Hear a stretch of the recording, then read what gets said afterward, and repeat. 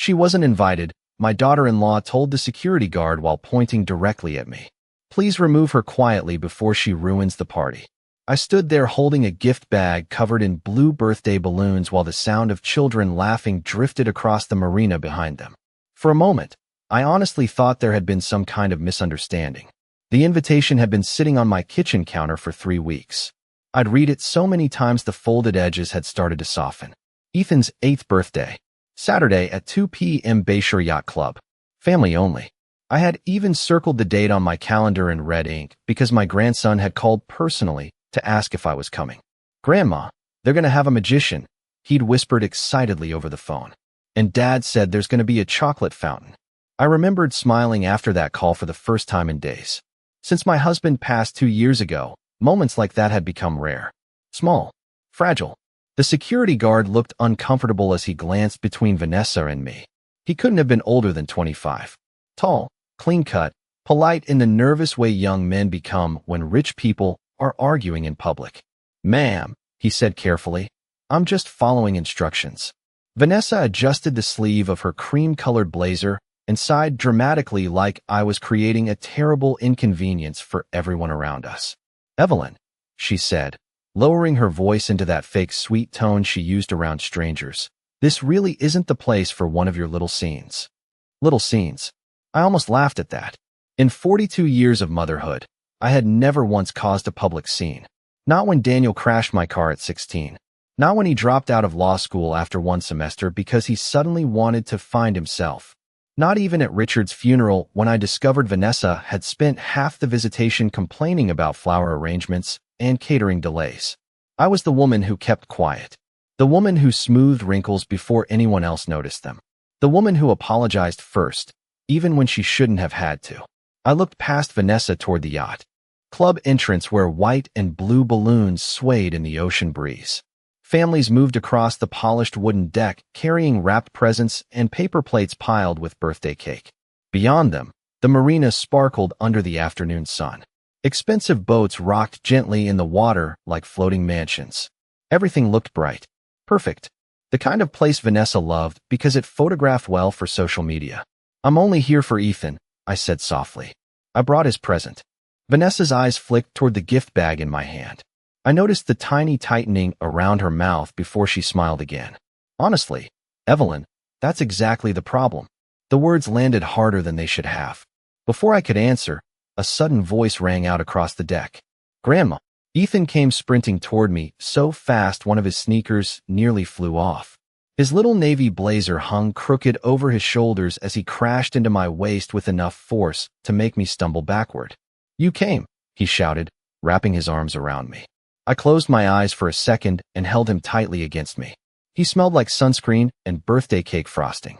Of course I came, sweetheart, I whispered. I wouldn't miss your birthday. Vanessa's expression changed instantly. The polished smile disappeared. Ethan, she snapped sharply, go back inside. He frowned and held onto me tighter. But Grandma brought me a present. Several guests nearby had started watching now. I could feel their curiosity moving toward us like a slow tide. Vanessa noticed it too. Her face flushed beneath her carefully applied makeup. Ethan, she repeated through clenched teeth, go. Inside. Now. Daniel finally appeared near the entrance holding a glass of sparkling water. For one foolish second, relief loosened the tightness in my chest.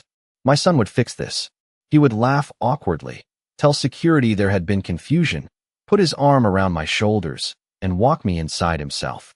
That's what decent sons did. Instead, Daniel stopped beside Vanessa and avoided my eyes completely. Mom, he said quietly, maybe today just isn't the best day. I stared at him. The marina sounds faded into a dull blur around me. Somewhere nearby, children were cheering for the magician. A yacht horn echoed across the water. But all I could hear was my own heartbeat slowly breaking apart inside my chest. Vanessa crossed her arms. Thank you, she said to Daniel, almost triumphant now. Then she looked back at security. Please handle this. Ethan looked up at his father in confusion. Dad, why can't Grandma stay? Daniel rubbed the back of his neck, but still wouldn't look at me. Buddy, go enjoy your party, okay? Ethan's small hand slipped into mine. But she's family. No one answered him. I smoothed the wrinkles from Ethan's blazer with shaking fingers and forced myself to smile. "It's all right, sweetheart," I said gently. "Birthdays should stay happy." I handed him the gift bag and kissed the top of his head before turning toward the parking lot. Behind me, the music resumed. Conversations restarted. The party swallowed the moment whole, as if none of it had happened at all. I had almost reached my old Buick when I heard a woman's voice behind me. "Mrs. Carter?" I turned slowly. An elegant silver-haired couple stood near the entrance of the yacht club staring at me with open disbelief. The man removed his sunglasses carefully. "My God," he said quietly. "Does Vanessa even know who you are?" I stood beside my Buick for a moment with my hand still resting on the door handle. The marina breeze carried the smell of salt water and grilled food across the parking lot, and somewhere behind me, children were still laughing. It amazed me how quickly life continued after humiliation. The world did not stop because your heart cracked quietly inside your chest. The silver-haired couple approached slowly, almost cautiously, as if they were afraid they had mistaken me for someone else. The woman reached me first. She wore pearl earrings and a pale blue linen dress that probably cost more than my monthly grocery bill. Yet there was kindness in her face. Real kindness. The kind that had become rare in my life lately. "Evelyn Carter," she said softly. "I knew it was you."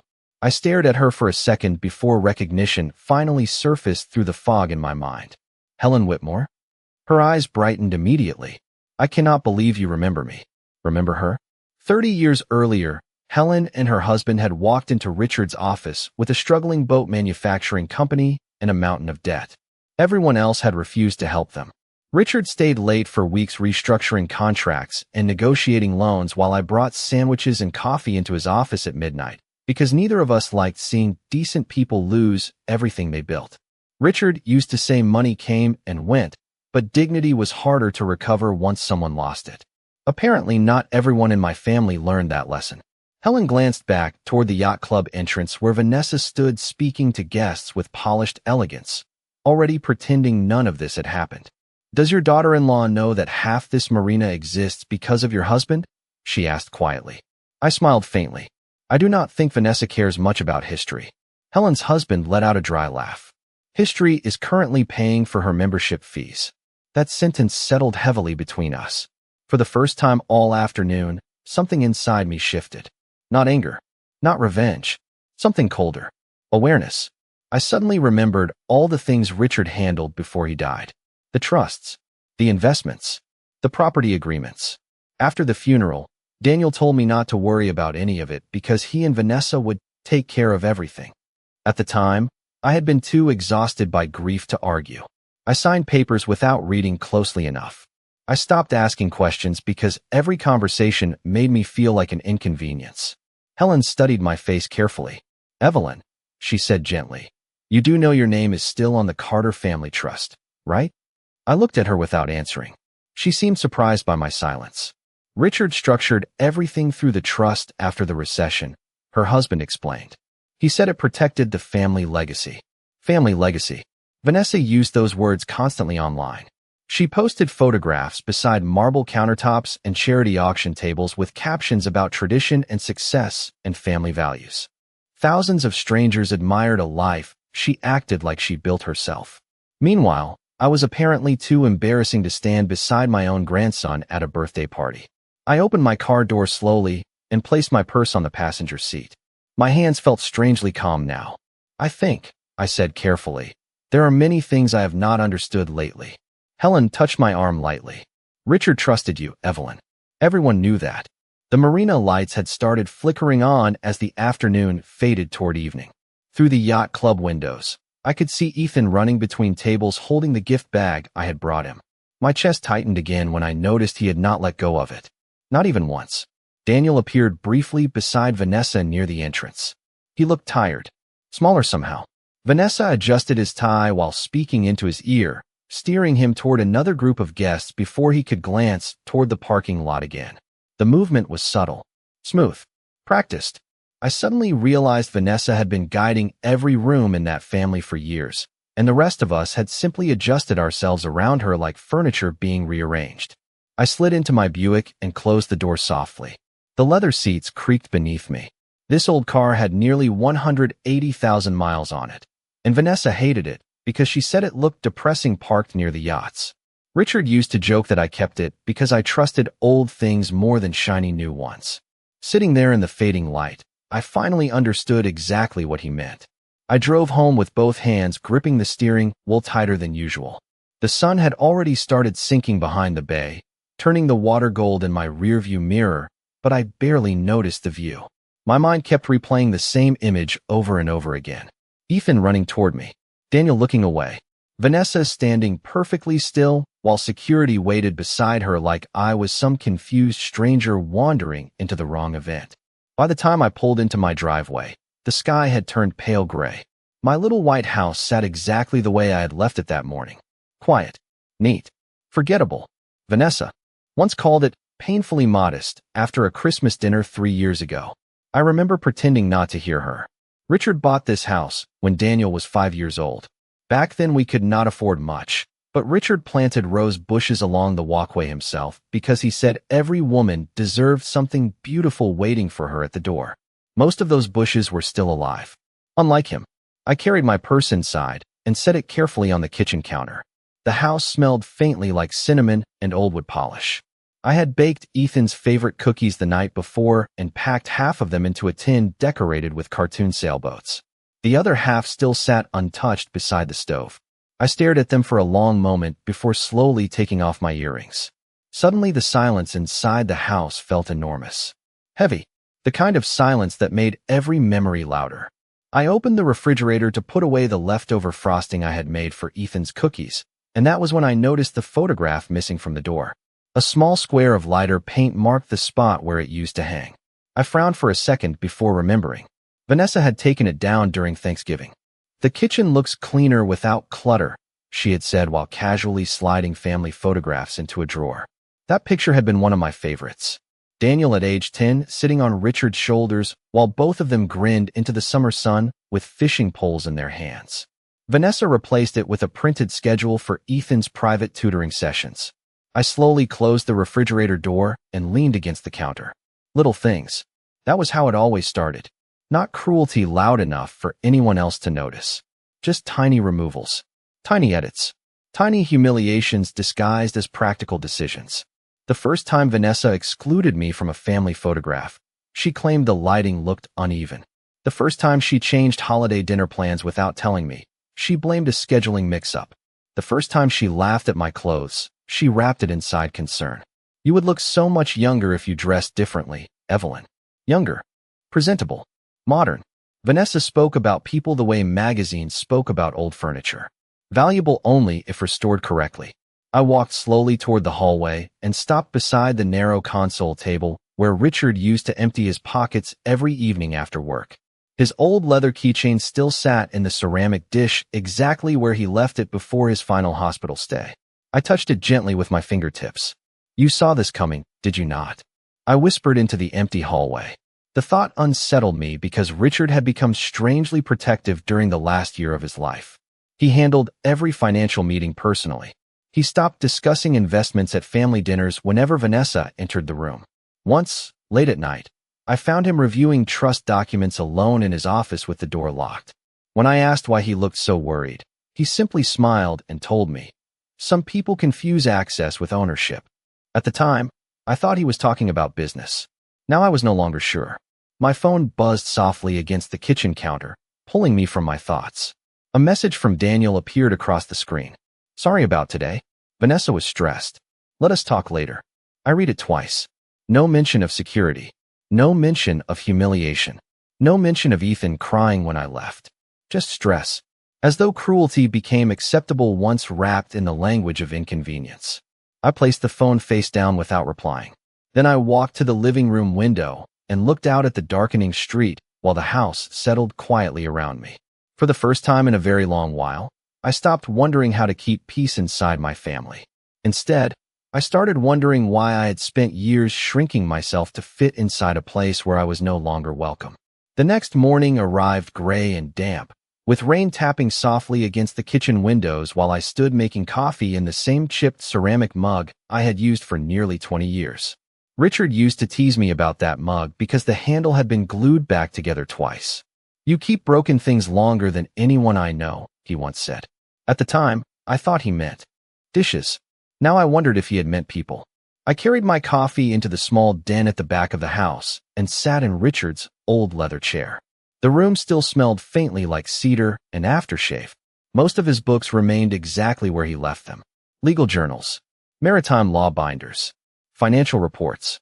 Richard believed organized shelves created organized thinking. Vanessa hated this room.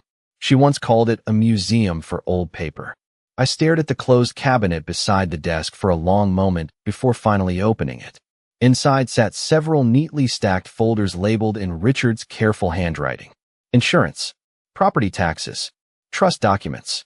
I hesitated when I saw the dark blue binder at the bottom. Carter Family Trust. My chest tightened unexpectedly. I had not touched that binder since the week after Richard died.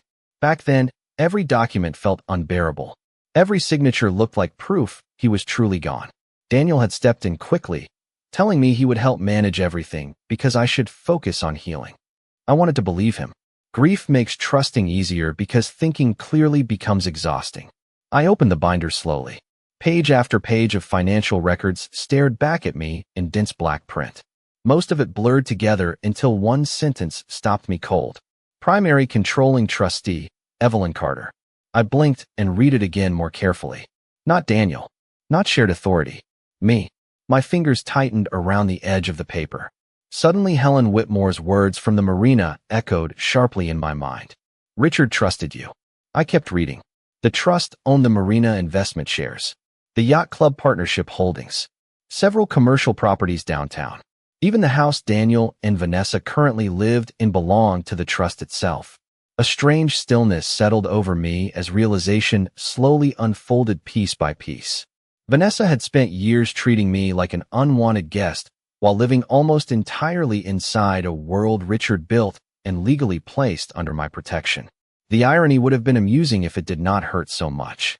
I turned another page and found handwritten notes in Richard's familiar script along the margins. Keep family assets protected from external influence. Review beneficiary access annually. Require Evelyn's approval for liquidation requests exceeding agreed limits. I stared at the last line for several seconds. Richard knew. Maybe not everything. Maybe not the birthday party or the photographs or the quiet humiliations. But he knew enough to prepare for something. Outside, rainwater rolled slowly down the windows while the house remained perfectly silent around me. I suddenly remembered a dinner from 4 years earlier. Vanessa had been drinking wine and talking excitedly about expanding their social circle through the yacht club. Image matters, she told Daniel while scrolling through photographs on her phone. People invest in families that look successful. Richard looked at her for a long moment before calmly replying, real wealth survives without an audience. Vanessa laughed awkwardly, but Richard never smiled back. At the time, I thought he was simply being old-fashioned. Now I understood he had been warning us. My phone buzzed again on the side table beside me. Another message from Daniel. Can we have lunch tomorrow? Vanessa thinks things got emotional yesterday. Emotional. Such a clean word for humiliation. I placed the phone aside and continued turning pages. Near the back of the binder, I found a sealed envelope with my name written across the front in Richard's handwriting. My throat tightened instantly. For several seconds, I simply held it there in silence, tracing the letters with my fingertips while rain whispered against the roof above me. Then slowly, carefully, I opened it. Inside the envelope was a single handwritten letter folded neatly into thirds. The paper felt fragile beneath my fingers, softened by time and years spent hidden inside that binder. Richard's handwriting slanted slightly to the right, steady and familiar. I could almost hear his voice before I even began reading. If you are opening this, the letter began, then something has shifted inside the family, and I suspect you already feel it. I stared at the sentence for a long moment. Outside, the rain continued falling softly against the windows while the clock above the fireplace ticked through the silence. You always saw the best in people, Richard wrote. It is one of the reasons I loved you. But it is also why I handled certain things quietly toward the end. My chest tightened painfully. I lowered the paper for a second and closed my eyes. Toward the end. I hated those words. They made everything sound so organized, so prepared, as though Richard somehow knew his absence would leave cracks wide enough for someone else to crawl through. I continued reading slowly. Daniel is not a bad man. But weakness does not always arrive looking cruel. Sometimes it arrives looking tired, eager to please, afraid to disappoint the loudest person in the room. Vanessa's face surfaced instantly in my mind. Perfect hair, controlled smile, constant performance. Richard never openly disliked her. He was too disciplined for that. But there had always been distance between them. At family dinners, Vanessa dominated every conversation, while Richard simply listened with the quiet patience of someone studying a storm from behind glass. You may someday discover that access to our life has been mistaken for ownership of it, the letter continued. If that day comes, do not argue. Do not beg for respect. Quietly remember who built the foundation beneath them. I swallowed hard and looked around the room. The bookshelves, the leather chair, the framed black and white photograph of Richard standing beside his first fishing boat at age 23. We built everything slowly, not through image, not through performance, through decades of work, sacrifice, and restraint. I remembered the first apartment we rented after getting married. 600 square feet above a laundromat with windows that rattled every winter when trucks passed by. Richard studied contracts at the kitchen table every night while I worked double shifts at the pharmacy to help cover tuition bills. We skipped vacations for years, shared one car until Daniel turned 12. Every inch of stability came with effort attached to it. Vanessa entered the family long after the hard years were over. To her, the polished parts probably looked permanent, effortless. Most importantly, Richard wrote near the bottom of the page, "Do not allow loneliness to make you surrender your dignity." Some people count on that more than you realize. I folded the letter carefully and rested it against my lap. Suddenly, dozens of memories rearranged themselves inside my mind like puzzle pieces finally sliding into place. Vanessa insisting I move into a smaller bedroom during family holidays because guests needed more space. Vanessa laughing when I brought homemade pies instead of catered desserts. Vanessa once telling her friends at brunch that older people became emotionally difficult after losing relevance in the family. At the time, Daniel only chuckled awkwardly and changed the subject. He always changed the subject. My phone buzzed once more beside me. This time it was a photograph message from Ethan.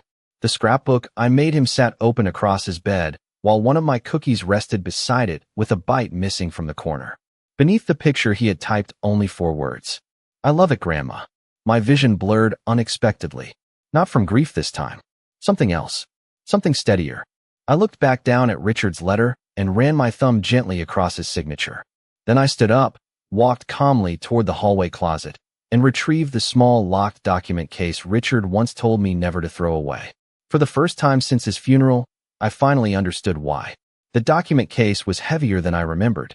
Dark brown leather with brass corners worn soft from decades of handling. It had spent years tucked quietly on the top shelf beside old tax folders and insurance papers nobody ever bothered looking through.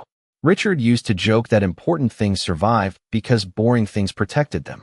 I carried the case back to the dining room table and unlocked it carefully. Inside sat rows of neatly organized folders separated by handwritten tabs.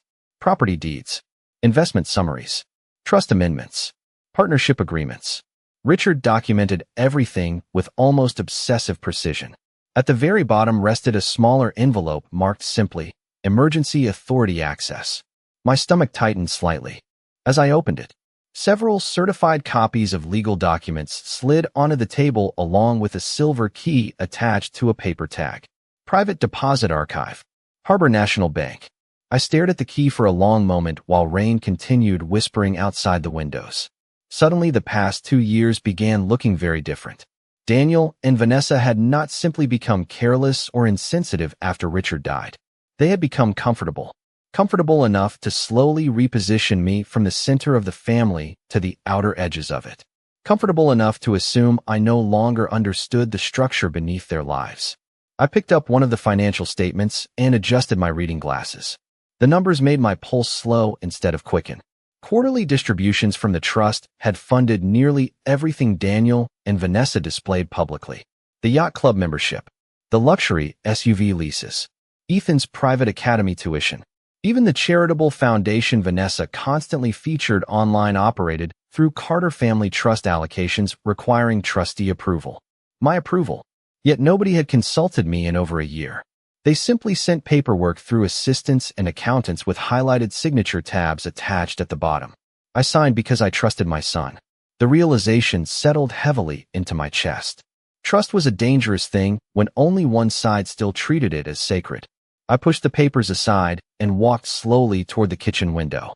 The rain had stopped now, leaving thin streams of water sliding down the glass while clouds drifted low across the neighborhood. Across the street, Mr. Callahan struggled to drag his trash bins back toward his garage while his little beagle barked excitedly beside him. Ordinary life continued exactly as it always did. Yet something inside me had shifted permanently since the marina. I no longer felt confused. Hurt, yes, but not confused. There was clarity in finally seeing people exactly as they were. My phone rang suddenly, breaking the silence. Daniel. I let it ring twice before answering. Hi, Mom, he said carefully. His voice carried the strained politeness people use when they know they are. Calling too late. I have been worried about you. I almost smiled at that. Worried. Not ashamed. Not apologetic. Just worried enough to smooth things over before discomfort spread any further. I am fine, I replied calmly. A pause followed. About Saturday, he began slowly. Vanessa thinks things escalated because everyone was stressed with the party setup and guests, and your son hugged me like he had not seen me in months, I interrupted softly. Silence filled the line immediately. Daniel, I said quietly. When exactly did I become someone your family needed protection from? He exhaled heavily. Mom, please do not make this dramatic. There it was again. That word. Dramatic. As though humiliation only existed if the victim insisted on acknowledging it. I looked down at the trust documents spread across the dining table. I think, I said carefully, we should postpone lunch tomorrow. Why? He asked quickly. Because I need time to review a few things your father left behind. Another silence. Sharper this time. I heard him shift slightly on the other end of the call. What things? He asked. I let my eyes rest on the silver bank key beside Richard's letter. Important things, I answered calmly. Then I wished him good night before he could ask anything else. After the call ended, the house became quiet again. But it no longer felt empty. It felt awake. I gathered the trust papers slowly into neat stacks, exactly the way Richard used to do after long meetings.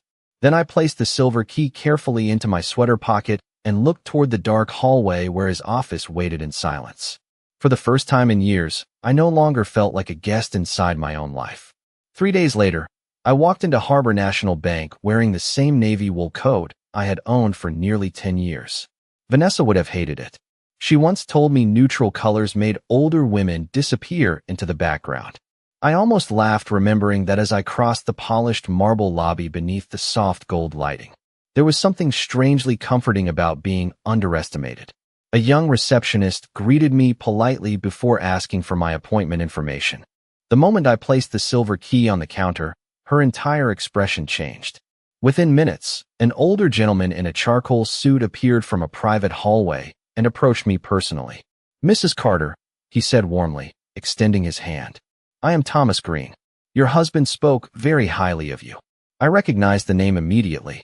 Richard trusted very few people with financial matters, and Thomas Green had handled the family accounts for almost 20 years.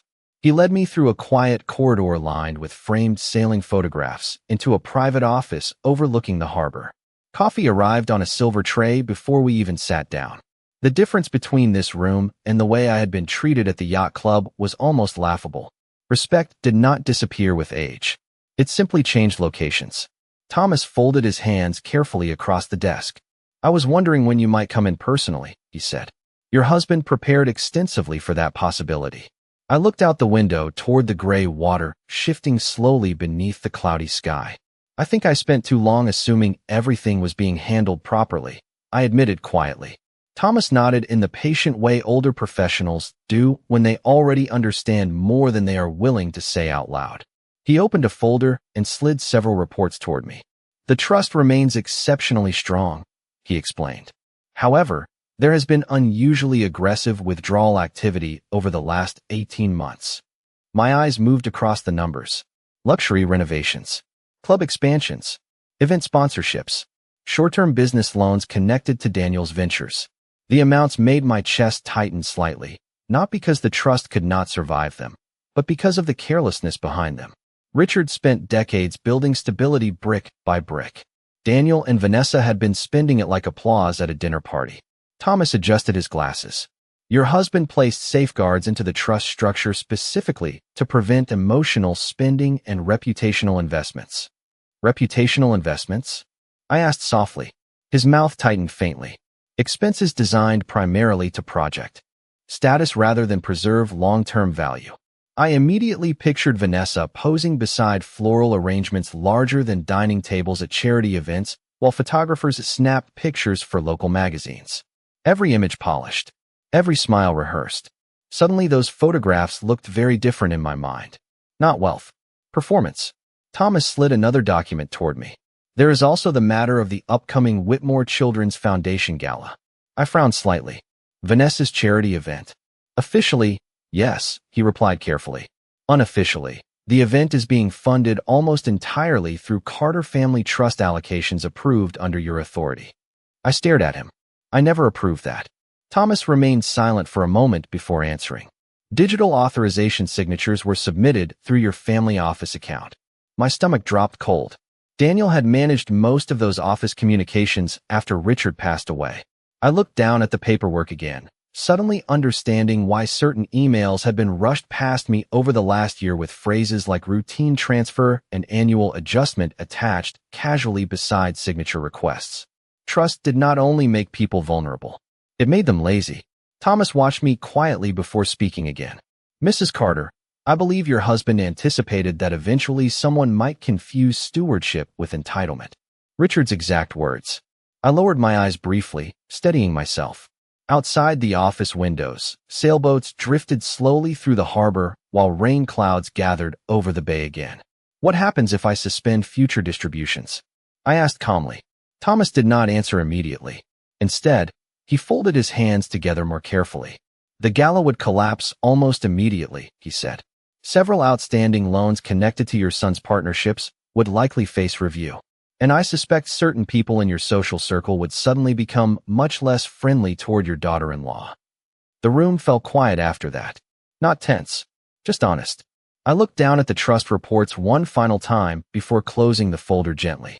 Then I lifted my eyes toward Thomas Green and spoke in the calmest voice I had used in years. I think, I said softly, it may finally be time for my family to understand exactly who they asked security to remove. The Whitmore Children's Foundation Gala took place the following Friday evening at the Grand Crescent Hotel downtown, the kind of place filled with crystal chandeliers, polished marble floors, and people who spoke softly because they assumed expensive rooms deserved quieter voices. Vanessa loved places like that. She loved the photographs afterward even more. I arrived 10 minutes after the event started wearing a long black dress Richard once bought me for an anniversary dinner in Boston nearly 15 years earlier. Simple silk, no glitter, no dramatic jewelry, just elegance quiet enough not to beg for attention. When I stepped into the ballroom, conversations continued without interruption. Most people barely noticed me at first, which suited me perfectly. At the center of the room, Vanessa stood near the stage greeting donors beneath a massive floral arrangement covered in white roses and gold ribbon. She looked flawless. Her champagne-colored gown shimmered beneath the lights while photographers circled nearby, capturing every smile. Beside her, Daniel adjusted his tuxedo cuff nervously and kept scanning the room with distracted eyes. He looked exhausted, older than 42. I wondered if he had slept at all that week. The closer I moved into the ballroom, the more expressions slowly began changing around me. Recognition traveled quietly from table to table. A few older guests straightened in visible surprise. Others whispered behind raised wine glasses. Unlike Vanessa's newer social circle, many of these people remembered Richard. More importantly, they remembered who stood beside him long before the money existed. Helen Whitmore spotted me first. Her entire face softened warmly as she crossed the ballroom toward me. "Evelyn," she said, embracing me gently. "I was hoping you would come." Several nearby guests turned immediately at the sound of my name. I noticed Vanessa freeze near the stage for half a second before quickly recovering her polished smile. But her. I stayed fixed on me now. Calculating. Uncomfortable. I accepted a glass of sparkling water from a passing server and allowed Helen to guide me farther into the room. Everywhere I looked, pieces of the evening suddenly made more sense. The giant projection screens displaying Vanessa's charity branding. The photographers. The local magazine editor seated near the front. This event had never been about children. It was about visibility, status, positioning. Vanessa built social power the same way some people build expensive stage sets. Beautiful from the audience, fragile underneath. Mrs. Carter. I turned to find Thomas Green approaching with 2 members of the foundation board beside him. All 3 greeted me with immediate respect. Nearby conversations noticeably quieted. One of the board members smiled warmly. "Your husband would be proud seeing tonight's turnout," she said. "None of this foundation work would exist without the Carter Family Trust." I saw Vanessa's expression shift instantly across the ballroom. Just for a second. But it was enough.